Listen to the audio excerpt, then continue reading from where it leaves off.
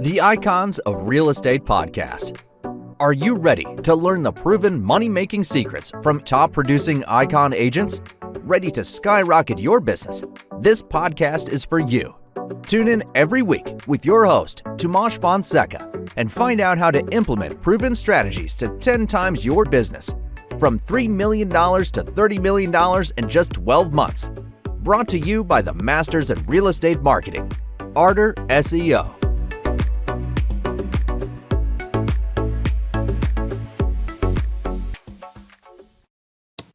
Hello and welcome back to the Icons of Real Estate Podcast. I'm your host, Timothy Kaitana, and today, ladies and gentlemen, we got a fire episode because we have a woman that is taking the real estate industry by storm. And she's here to inspire, motivate, and uplift other women in real estate.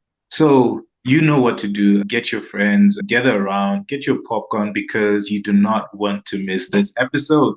Ladies and gentlemen, allow me to introduce Jacintha Freeman. Welcome to the podcast. Thank you for having me. Thank you for taking the time to be with us. I know you have a busy schedule. You're not just a realtor, you are involved in, a lot of business. So we thank you for taking the time to be with us today. Definitely. It's a privilege. All right. So for those who don't know you, can you give us a quick story? How did you get into real estate and why? Okay. So I am a 45-year-old woman. I have been in the beauty industry for about the past 30 years, over 30 years. And I always wanted to do real estate. My thing was I wasn't a school person. School was not my thing. So I decided to jump into real estate when I was about my late 30s. Wish I would have did it early, and I'll tell you why. But I finally did it. I went to school and I passed my test. It was not easy, but it was something that I definitely really wanted to do. I passed my test, and from there, I just started to work. And what drives me with real estate and with my other professions, pretty much everything I do, I just like helping people. So in this industry, this is another form of helping and guiding and teaching people things that I've learned or things that will benefit them in their everyday life, basically. So that's what my love for real estate comes from. I love houses. I love decorations. Anything real estate, I just like to see them. I like everything about it. So I actually really, really love my job. It's giving me an opportunity to help people as well. So it's kind of like a win-win situation for me. So I've always had a big clientele as far as like in my cosmetology industry. So that kind of revolves along that kind of just pushes itself into real estate because we have conversations. And in those conversations with my clients, first thing I'm saying, hey, are you wanting to buy a house? Or hey, are you thinking about purchasing a house? Or you want to sell a house? Are you thinking about investing in real estate? So all of those conversations normally would come up for me even before I had my license because I was just interested in what people were doing to make extra money. And I knew in my mind that was an extra source of money. So it goes hand in hand with what I do. And I just come in contact with so many people. So it just goes together. Wow. And you've been in the industry for 9 years now? About 9 years. They're going on 9 years. Oh, wow. So how has your real estate career evolved over the past couple of years? And what are some of the things that you've learned in the past 9 years? Okay, so I started off at Keller Williams and Keller Williams is great. I did like some courses with Keller Williams and things like that. And what I did was I stayed with them for about a year. I learned a lot really fast, but I decided to go independently on my own. And the reason why I did that was because I could move around a little bit more freely on my own as far as like property management and things that I couldn't do at the brokerage at the time. Now it's a lot different, but I learned a lot from them. And then honestly, on my own, it took me to a whole different level because I had to push myself differently. I didn't have anybody pushing me. I had to market myself. I didn't have that.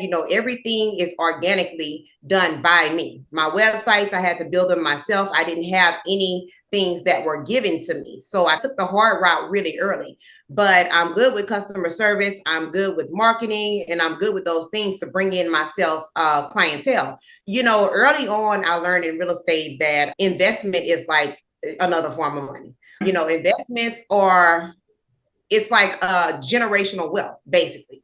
So you're building it for yourself, you're building it for your kids, your family, whoever and whatever, that you want to help. So any form of real estate is, to me, another source of income.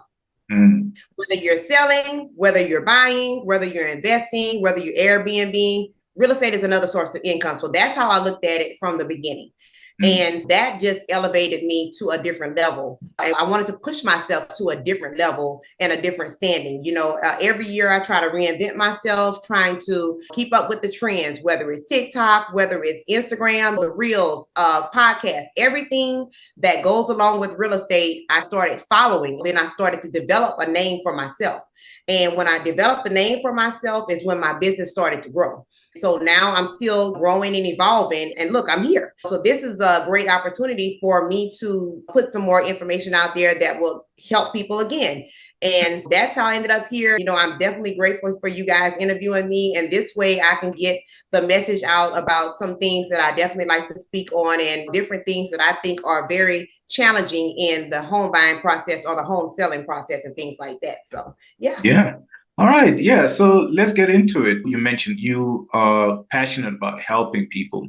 Now, I wanted to start off by helping self-employed, people that are trying to buy houses. As someone that has worked with self-employed buyers, what are some of the key considerations they should keep in mind regarding their taxes when purchasing a home?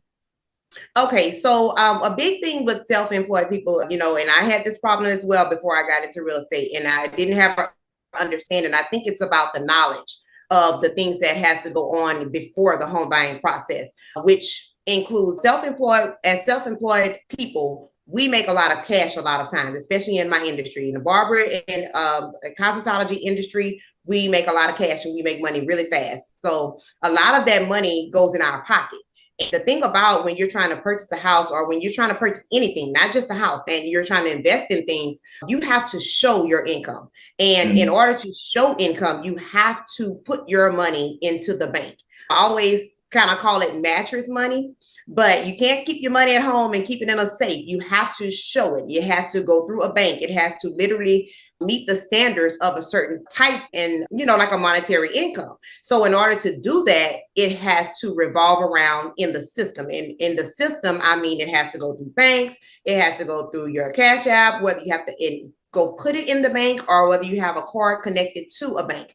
You have to show all of your income. And a lot of times people want to write off everything when they make a lot of money. But the key thing to that is when you're trying to purchase something, you cannot write everything off because you have to show that you make some type of income, which means that you will have to pay taxes. If you make money, the government wants their taxes. So the best thing to do in that situation is to split up your payments. You can make monthly installment payments on the amount of taxes you paid in 3 to 6 months. You can break that down over the year, or at the end of the year, you can save and you can pay everything at the end of the year. Especially people that doesn't have kids, you don't have any kind of dependents, you don't have anything to claim. So especially if you're in that category, you definitely need to be making your payments so that you won't end up with a big lump sum at the end. And if you do make payments, then you want to write things down, you want to write things off. You can do that at the end of the year, but still show some income, because when you're purchasing a house, debt to ratio is very important. So just for instance, if you make $3,000 a month and you show all that income and then you go down and you write it all off, and then they say, okay, well, you don't have anything but $400 left after you pay everything. So how are you gonna buy anything? $400 is not gonna pay a mortgage. So then, bam, you have to go and amend your tax returns and things like that. So just to keep from having to go through all of that, just be up forward with your money, show everything, show all of your costs. Don't write everything off, and make sure you pay the government what they're owed. And that way the process will be a lot smoother and it'll be a lot easier. Even when purchasing things, 2 years, I say 2 years before you want to purchase a house, don't go buy a new car. Kind of hold off on that, because everything you purchase, whether it's a cell phone, if you're using credit, all of those bills go into your debt to ratio. Your debt to ratio is what contributes to what you can pay to a house. So if you have 10 credit cards and you make $10,000 a month, if you only have $200 left, you can't buy anything. So that means you have to slow down up on the things that you buy until after you purchase your home. And that's what I run into a lot of. I've even gotten to the closing table with someone and I say, hey, while we're going through this process, don't get anything. And they're like, oh, I just got a cell phone. That cell phone had taken you right out of your debt to ratio. So now you've lost your house. Keep those things in mind whenever you're getting ready to purchase anything, especially a house or like an investment property or things like that. Yeah, because we hear those stories. When you're close to getting it, those small things do affect you. So thank you so much for educating our audience on that. Now, can you share any insights or tips for self-employed individuals on how to navigate the mortgage process and provide necessary documents to lenders? Yes. So when you're getting ready to purchase a home, most of the time, the lenders that I've dealt with and loan officers, they ask for either 1 or 2 years of your tax returns. They always want bank statements. So that goes back to when I say put your money in the bank. Either you have to put it in cash wise or you have to let it go in through credit card. It needs to go on your bank statements because they ask for bank statements and they'll ask for 3 months back. So make sure that you're definitely putting all of your funds they always ask for things like a W-2 if you have like a second job on the side. The thing about it, most of the times they want you to be working on the same job for at least 2 years. And if not, still in the same field or the same industry. So if you're changing fields, you want to make sure you kind of stay stable within that time that you want to purchase a home. So that's a big thing as well. And just as far as like keeping everything organized, because when you get ready to purchase a house, you don't want to go and have to go around and have to find this and have to look for that. They're going to ask for your license. They're going to ask for your social security card. They may ask for your birth certificates. Have those things handy. And that way, when you get ready to get into that process, it'll be easy to access for you. So those are some of the tips that I can definitely give to some buyers, people who want to invest in things like that, because those are things that they'll be asking for. So keep that in mind whenever you're getting ready to purchase something, especially a home. Right. All right. Thank you. Well, I would like to take this opportunity to give a quick shout out to the sponsors of today's episode. And it is none other than the Icons of Real Estate Podcast Network. We're here to help you get started with your real estate podcast dreams. So whatever it is, you can call us and we'll help you get started with that. Now, my question to you, ladies and gentlemen out there, if you were to start your own real estate podcast, what would you call it? You know what? I'll ask, what would you call your real estate podcast? So I would call mine The Start to Success, because it is the beginning of your success in whatever you would like to do. It doesn't it doesn't hold a certain title. It's just being successful in general. Wow, I like that. The Start to Success. So, ladies and gentlemen, if you want to jump in and begin your success story, you know what to do. Comment down below, give us a call, and we'll get you started with your real estate cast. Now, back to this exciting conversation. Jacinta, you are a woman that is really confident. I love your energy. When we first spoke, I learned a lot from our first call. And I was like, wow, you've had ups and downs, but you've managed to stay positive. What motivates you? What motivates you? What keeps you going in this competitive industry? Okay, so yeah, just a little bit about my background. I had breast cancer when I was 25. At this point, I have lupus and I have rheumatoid arthritis, and those things can kind of handicap you. Those things can discourage you and keep you and try to hold you back, because there are a lot of things that you deal with these inflammatory diseases. But, every day when I get up, I know that this is my job. I have someone's life in my hands. And also I have my own life in my hands. I have kids. That means I have to motivate myself to keep going. There's no room for being stuck, or there's no room for depression or stagnant. You can't do that. You have to get up and push yourself. If I can go work a 9 to 5 for somebody else, I can definitely do it for myself. I always make sure that I set time standards for myself. Even though I can work any time of the day I want to, I don't do that. I always say, hey, let me get up in the morning. I have times I do certain things. I have times I market on, Facebook and Instagram, LinkedIn, wherever I want to post things. I get up every morning and I make a point to do those things, because I have to drive my businesses. So with that being said, when you're self-employed, we don't get a check. We don't have a 9 to 5. your 9 to 5. So if you need any motivation, you should be motivating yourself, because if you don't work, you don't eat. And that's the biggest thing I always try to tell self-employed people. You have to make your job substantial. Like as if you were going to clock in at somebody else's job. You clock in on your own job and you get that money because this is your job. So with me doing what I like and I love what I do in both of my careers, it's still fun for me, but it's work. And you have to put in the work to get out of it what you want to see. You can't get it. It doesn't come. There's nobody going to give it to you. You have to go out and get it yourself. So with that being said, you guys always motivate yourself. Don't wait on anybody to motivate you. You have to be your own cheerleader and you have to make things come to you. That's my biggest motivation. Just me wanting to have a successful business and me wanting to have a great name, me wanting to build up my clientele, me wanting to definitely make extra money and help people get into where they need to be. Thank you so much for opening up with our audience. You are an inspiration, and I believe that your story will definitely motivate other people to go out and pursue their goals. Now, I just want to find out, what is your advice to people that want to get into real estate, but mostly women that want to get into real estate, moms that want to get into real estate? You mentioned earlier that you got into real estate at 30. And at that point, most people are like, you know what, maybe it's a bit too late, but you're here and you have a successful real estate business. What is your advice to moms out there that also want to pursue a real estate career?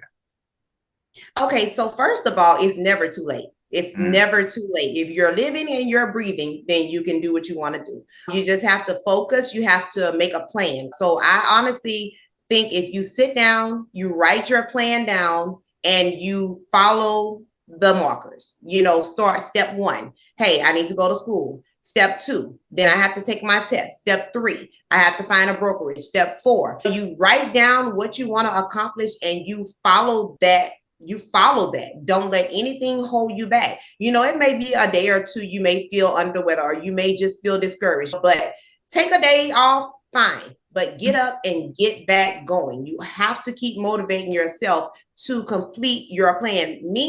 For me, goals are very important. If I don't have a goal, then, that I feel empty. So I always try to set, even if it's just a weekly goal, it doesn't have to be 5-year goal. It can be a weekly goal. Okay, this week, I want to finish my real estate course, chapter 1. Next week, I want to finish chapter 2. By the end of the month, I want to be taking my test. So set goals for yourself that are realistic for you in your lifestyle. So if you do have kids or you do have things going on, don't set a goal that you can't meet. If you have to take time with your babies or you have to take time with your kids, you can still set realistic goals for yourself, but set a goal, because that goal will drive you to want to get to where you're going. And once you make those goals and you beat that and you just get there, it's so rewarding to you and yourself to have met that goal, so you know that you can do it again. So that's the biggest thing. I think that's the biggest tip I have for anybody that wants to get involved in anything, especially real estate. Real estate is not easy. Every year we have to do 12 hours of classes. We have to do things to keep yourself up and involved in what it's updated. There are changes on the paperwork. There are changes in the contracts. You have to learn all the new things, all the new rules. So you're always going to continue to learn. And within that, you can also still learn on the side. There's YouTube, everything. There's things like you guys, Icons of Real Estate, even the podcast. I go back and watch you guys' podcast because I learn things. You never can learn too much. So always keep yourself motivated and always try to learn as much as you can, because the more you learn, the more you'll be able to help other people in different categories with different things. Well, thank you. Thank you. One thing that I love about you is that you have managed to build relationships in this industry, relationships with other realtors, with other female realtors, and you've done it in such a way where you are, I would say, pouring into each other's cup. You're there to motivate other women in real estate. Can you just share with our audience, especially women that want to get into real estate, the importance of building relationships in this industry? Yeah. So relationships in the real estate business is very, very substantial. When you're working, okay, just for instance, if you're working on a team, your team is supposed to motivate you. If you don't have a team, then you have to build your own team. And so that consists of people that you look up to, people that are maybe doing what you would like to be doing in the next 5 years. I have people that I look at every day that are agents that are doing more than me or closing more volume than me, or I reach out to them and say, hey, how can I see, how can I get there? How can I get to where you are? Can you help me with this, or can you help me with that? Never be afraid to ask for help if you need it. Never be afraid to ask how to get to where you want to be. You can always take a team of successful people and like-minded people and always work with them, whether you're on a team or not. So that goes a long way in real estate. You can learn from everybody. Everybody can teach you something new. You can teach me a new word today.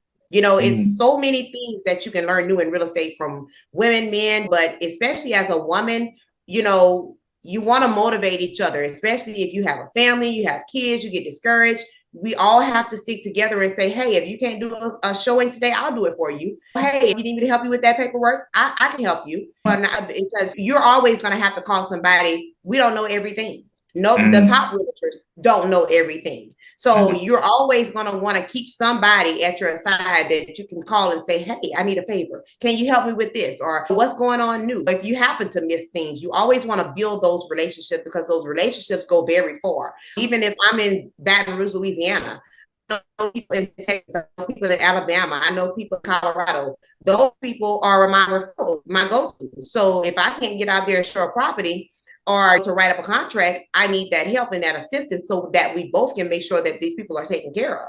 So that is the biggest thing with just keeping good relationships and keeping a good name and, treating people the way you would like to be treated. All of that is very, very important in real estate. Wow. Thank you so much. I believe that this episode will motivate a lot of people out there. A lot of people that thought that it's too late. A lot of people that look at the conditions they have as, a barrier, an obstacle for them to get to where they want to be in life. I thank you for being the voice of inspiration to our audience and all the women out there that also want to pursue a career in real estate. Now, for those that might want to reach out to you, whether it's for men or whether it's for buying or selling a home, how can they get a hold of you? Okay, so I have a couple of Instagram pages and a couple of, I do a lot, but my name is Jacintha Freeman Brown on Facebook. You can reach out to me through my Facebook. I have a website, which is Jacintha Freeman at epic.com. You can reach out through there. I have an Instagram that is Jacintha the Realtor on Instagram. And I also have a public phone number, which is 225-475-0888. You can text me personally. I always keep that phone number open. It's not private. I don't have anything private, because if you always need help, I'm always here. And I don't mind. You can shoot me a text. If you can't catch me on a text, give me a call. Anything I can help anybody with, I'm open. I'm very open to helping. Oh, well, thank you so much. Well, ladies and gentlemen, this is Jacintha Brown. And I think you guys, if you did not know about her, trust me, you're definitely going to know more about her after this. And if you want to reach out to her for the best service, then trust me, you will not regret it, because she will give you a service with a smile. Now, ladies and gentlemen, hey, look, I know you can't join me in clapping and just thanking her for being with us, but you can do it in the comments. And if you want her back, you can add it in the comments again. Jacintha, thank you so much. I appreciate having you here. You are such an amazing person, and you are a motivation to women all around that want to be where you are. Before you leave, do you have any last words for our audience? Well, I want to thank you guys for having me. And I want to just tell everybody to stay motivated. It's some days I get up and I can't even walk. Some days I have to take an hour before I get out of bed. And I do that and I get up and keep moving. So just keep moving, stay motivated, stay positive, keep a good mind frame, set your goals, and get to work. Get to work. Get to work. Get to work. Ladies and gentlemen, you heard that. Get to work. If there's anything that I took from this was the importance of goal setting, writing your goals and following up with your goals and never allowing anything to stop you from pursuing your dreams. You have fought cancer and other conditions, and you didn't allow that to stop you. And here you are. So, on behalf of the Icons team and our lovely audience, thank you so, so much. And hey, ladies and gentlemen, I believe that this episode has definitely added a lot of value into your lives. And if so, please do share this with a friend.